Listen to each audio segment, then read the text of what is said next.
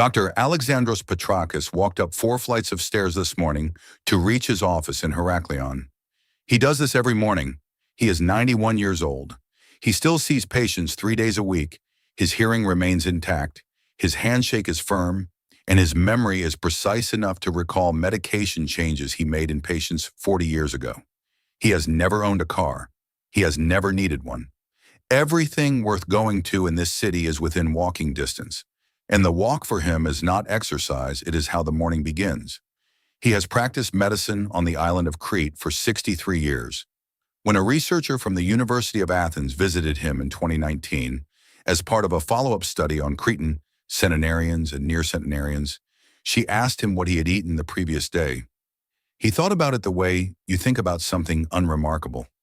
Breakfast was a small bowl of Greek yogurt, a piece of sourdough bread, and olive oil on the bread. Midday was a large plate of legumes.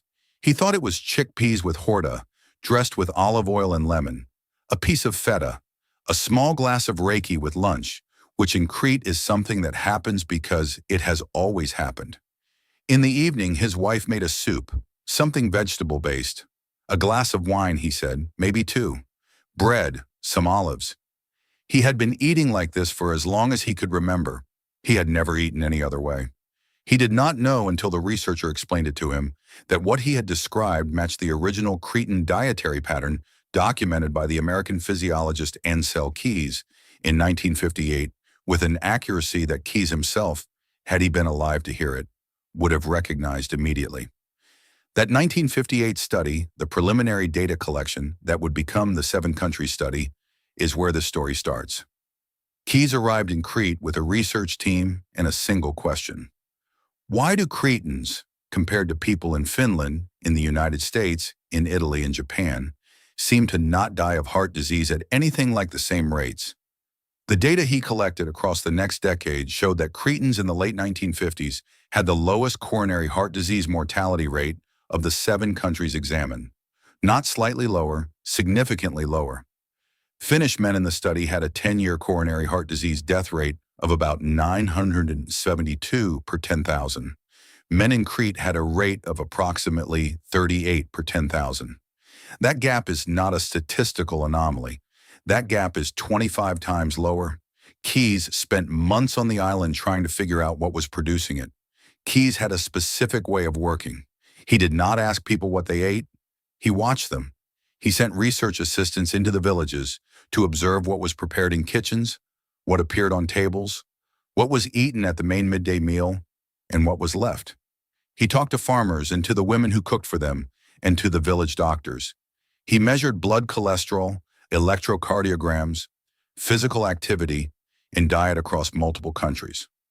The Cretan phase of that work lasted long enough that his team became a familiar presence in certain villages outside Heraklion. They were invited to meals. They ate what the families ate. Keys himself noted in his research journals, later cited in academic accounts of the study, that the Cretan diet was monotonous by American standards. The same foods prepared the same ways week after week, year after year. No variety for variety's sake, just the same pattern accumulated. What he found is not what most Mediterranean diet content describes. The standard Mediterranean diet narrative, the one printed on the pyramid poster and summarized in wellness articles, tells you this: eat fish twice a week, use olive oil, drink a moderate amount of red wine, eat plenty of vegetables, reduce red meat. That is accurate as a general sketch. It is not accurate as a description of what Cretan men in the late 1950s actually ate. The pyramid is a simplification. The simplification has been so successful as a marketing concept that it has almost completely replaced the original data. And that replacement has consequences for anyone trying to get the actual results the original data documented. Here is what the original data actually showed. Cretan men in Keys' study consumed an average of 29 to 30% of their calories from fat, nearly all of it from olive oil, since that was the only fat commonly available in Cretan households at the time. They consumed almost no meat. They consumed legumes, chickpeas, fava beans, lentils, black-eyed peas, not weekly the way the pyramid suggests, but daily. Legumes appeared at the main midday meal almost without exception. They consumed wild greens foraged from the hillsides. They consumed herbs in quantities that would look, to a modern observer, more like medicine than seasoning. Significant amounts of oregano, sage, thyme, marjoram added to food during and after cooking as a matter of complete routine. They ate fish occasionally, not regularly, because many of them were farmers, not fishermen. The inland villages, where Keyes found some of the strongest longevity data, had limited fish access. This distinction matters because the intervention that most doctors recommend when they tell patients to adopt a Mediterranean diet is built on the simplified pyramid, not the original Cretan pattern. The simplified version omits the one ingredient that appears most consistently across the original data: legumes eaten daily in substantial quantity. There is a second thing the original data showed that the pyramid omits. The Cretan men in Keyes' study consumed almost no animal protein beyond small amounts of fish and occasionally cheese. Their protein came primarily from legumes and whole grains eaten together, a combination that has been shown to provide a complete amino acid profile without the inflammatory burden associated with high animal protein consumption in older adults. The research on animal versus plant protein sources in kidney function, cardiovascular stress, and systemic inflammation in adults over 65 is not settled in every detail, but the direction is consistent. Communities with high plant protein consumption and low animal protein consumption do not show the same rates of age-related inflammatory disease as communities with the inverse pattern. The Cretans in the 1950s were not making a choice about plant versus animal protein. They were eating what was available. The data collected by researchers who were not looking for it and did not expect to find it showed the result of that unplanned pattern across decades. Dr. Petrakis eats legumes every day.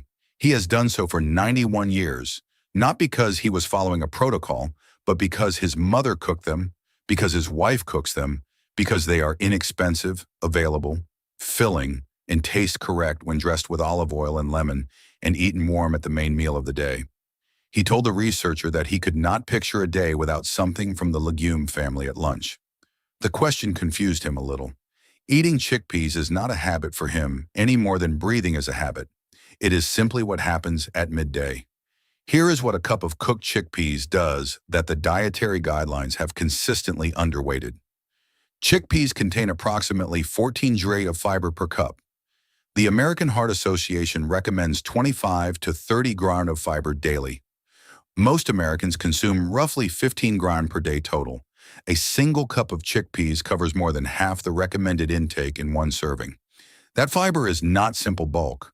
A significant portion of it is soluble fiber, specifically a type that ferments in the large intestine and produces short-chain fatty acids: butyrate, propionate, acetate.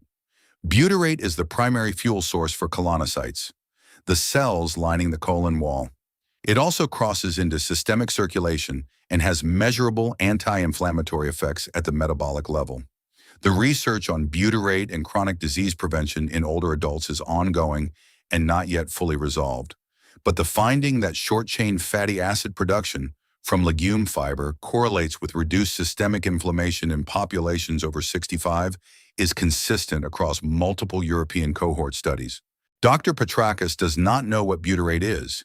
He knows that when he stops eating chickpeas for more than a few days, when he was once hospitalized briefly at age 84 and the hospital food contained none, his digestion becomes, in his words, unhappy.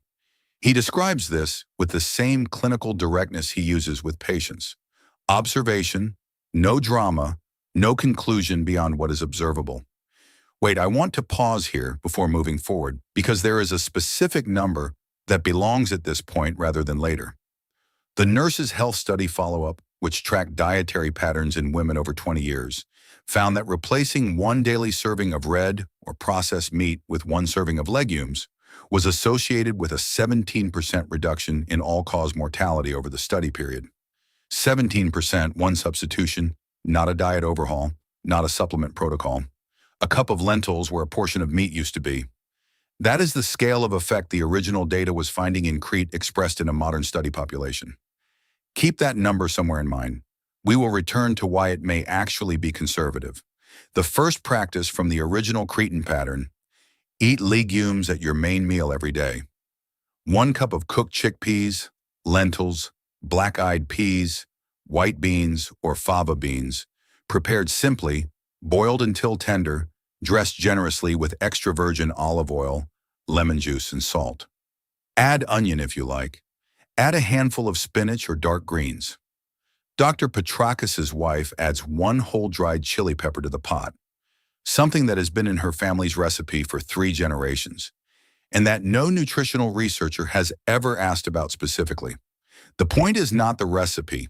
The point is that the legume appears at lunch every day, not most days, every day. There is a practical question that comes up every time this information gets presented to people in the United States, and it is worth addressing directly. Are canned legumes acceptable, or do you have to use dried? The answer, for the purposes of this protocol, is that canned chickpeas, lentils, and white beans are perfectly usable. The fiber content is essentially identical to home-cooked. The protein content is equivalent. Canned legumes have slightly higher sodium than home-cooked, which you can reduce by draining and rinsing thoroughly before use. The one meaningful difference between canned and home-cooked is texture and the accumulated flavor of slow cooking, both of which matter for enjoyment, which in turn matters for consistency. A meal you enjoy eating is one you eat every day. A meal you are merely tolerating is one you eventually stop making. Dr. Petrakis's wife soaks dried chickpeas overnight and cooks them from scratch 2 or 3 times a week, making enough to last several days. That is the ideal. Opening a can and rinsing the chickpeas into a bowl with olive oil and lemon is a completely acceptable version of the same thing. The chickpea does not know how it was prepared. The mechanism does not care. This is where the simplified Mediterranean diet advice fails the people who follow it most carefully. They eat fish on Fridays, use olive oil in their salad dressing, drink a glass of red wine with dinner, and wonder why their cardiovascular markers are not moving in the direction the wellness articles promised. The fish is fine. The olive oil is fine. The wine in moderation is fine. But legumes daily, the element that actually characterized the diet of the Cretan men with the lowest coronary death rates Keyes had ever measured, is missing, and that absence may be doing more damage to the outcomes than the fish is repairing. The second thing Dr. Petrakis keeps in his kitchen is not a food most people think of as food. It is a jar of dried sage, Salvia fruticosa, the specific sage species native to Crete and to the mountainous regions of the eastern Mediterranean. His wife brews it as a tea every afternoon, not chamomile, not green tea. Sage, a tablespoon of dried leaves in a cup of near-boiling water, steeped for 5 minutes. Drunk warm, without sweetener. This has been the afternoon ritual in this household for as long as either of them can remember. They do not think of it as medicine. They think of it as the afternoon drink the way other households think of coffee or tea. Dr. Petrakis drinks sage tea every afternoon. His memory assessed formally during the 2019 research visit scored above the 80th percentile for men his age on the standardized cognitive screening used in that study. He attributed this, when the researcher asked, to 60 years of paying careful attention to patients. That practice, he said, keeps the mind sharp, the same way walking keeps the legs useful. He was not wrong about that. He was also not wrong to drink sage tea every afternoon for 9 decades. There is a second herb in Dr. Petrakis's kitchen that deserves its own moment before moving to the protocol. Greek oregano, Oreganum vulgare subspeto hirtum. The specific wild oregano variety native to the mountainous regions of Greece and Crete is not the dried herb you find in most American spice jars. The oregano sold in American supermarkets is typically Oreganum vulgare, the milder variety common across Europe. Greek oregano is significantly more pungent, more aromatic, and considerably higher in polyphenol concentration. The key compound is carvacrol, a phenolic compound that has been studied for antimicrobial, anti-inflammatory, and anti-proliferative properties across dozens of in vitro and animal studies. The human clinical data on carvacrol specifically is thinner than the lab data. That distinction matters, and I would rather say it plainly than round up.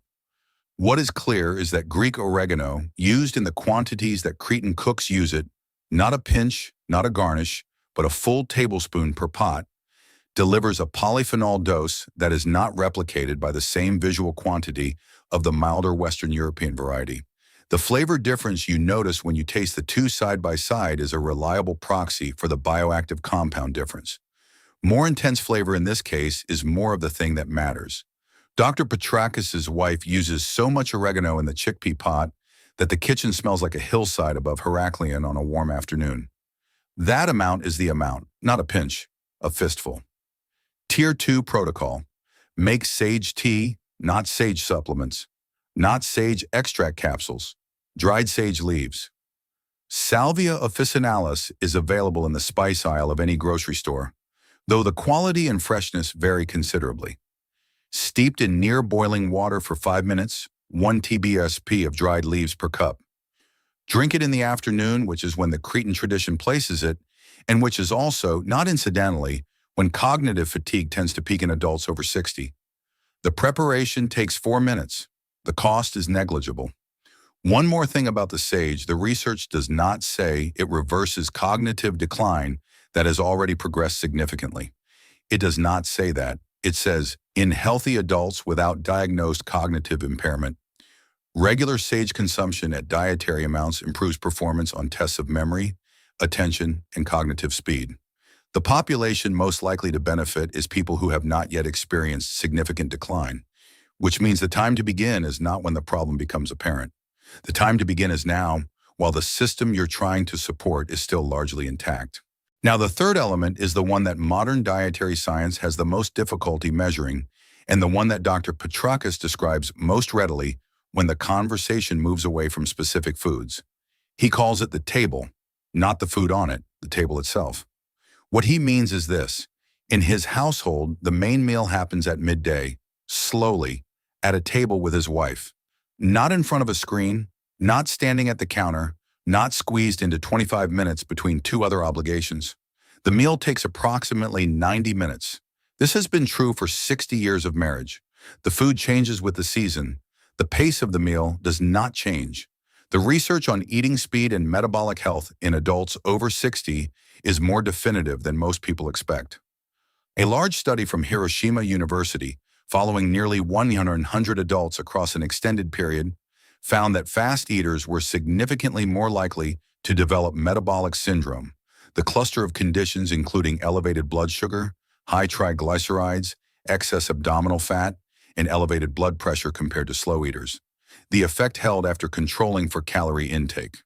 The speed of eating had an independent effect on metabolic outcomes, even when total food consumption between groups was matched.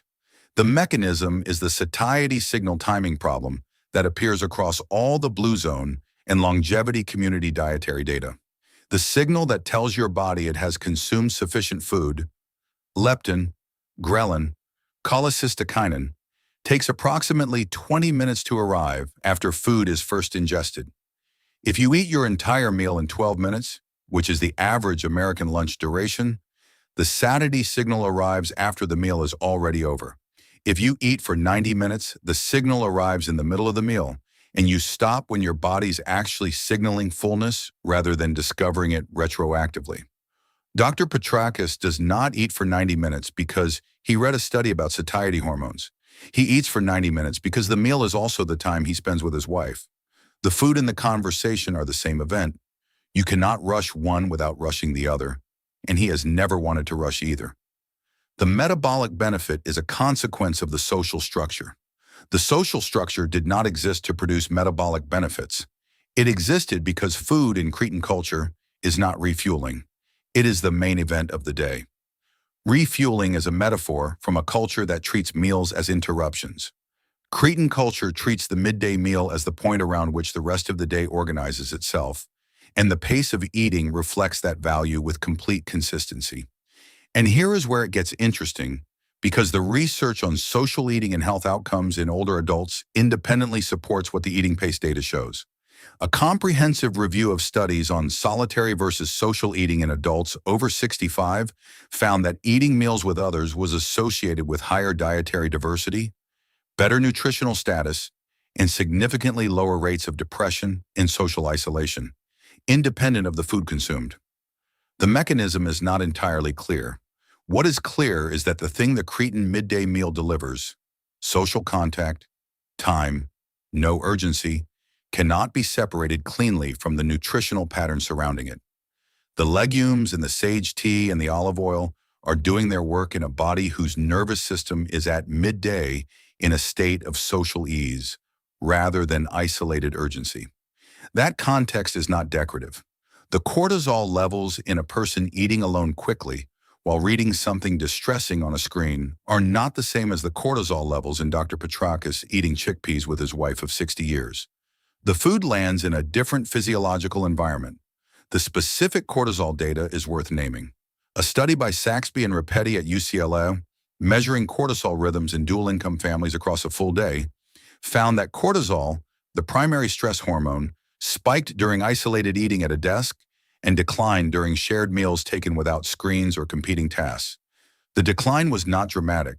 Cortisol does not fall off a cliff when you sit down with someone you know, but the chronic suppression of cortisol's daily peak through consistent social meals accumulated over months and years shows up in blood pressure data, inflammatory markers, and sleep quality in longitudinal studies of adults over 65. The mechanism is not mystical. It is hormonal. The table is not a wellness concept.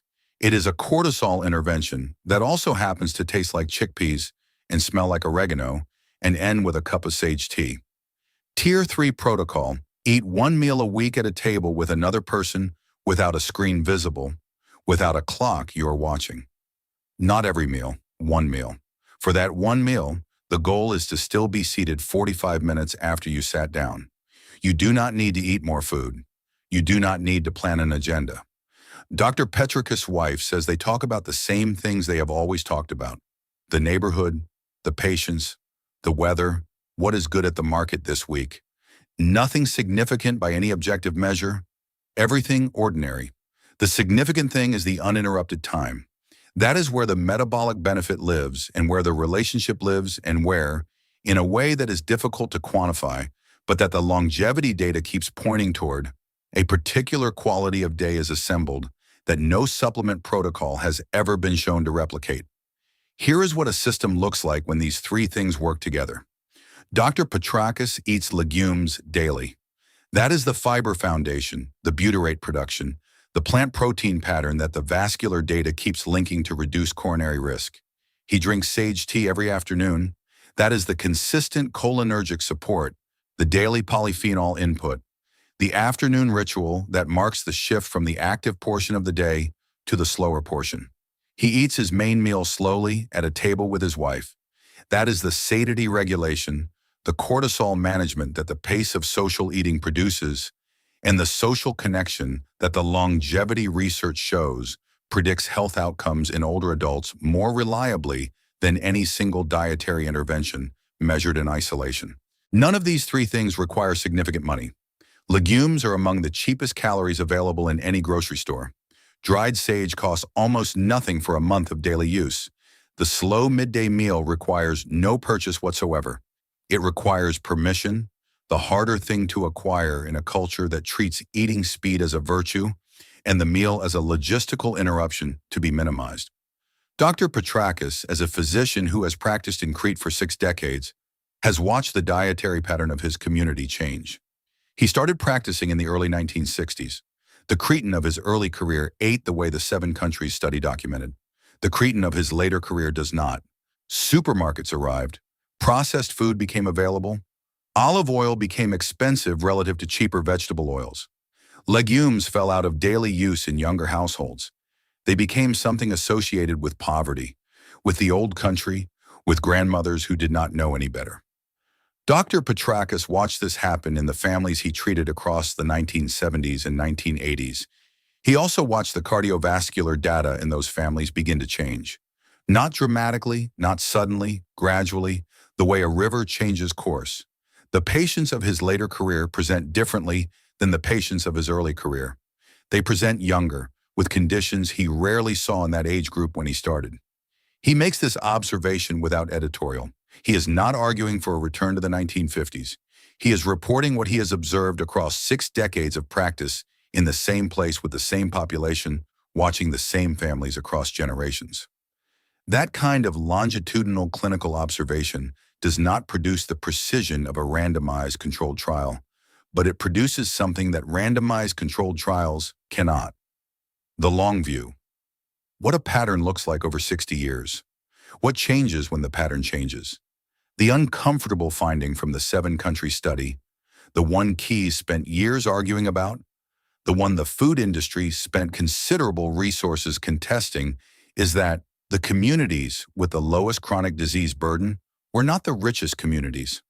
They were not the communities with the most sophisticated supplementation. They were not the most medically advanced.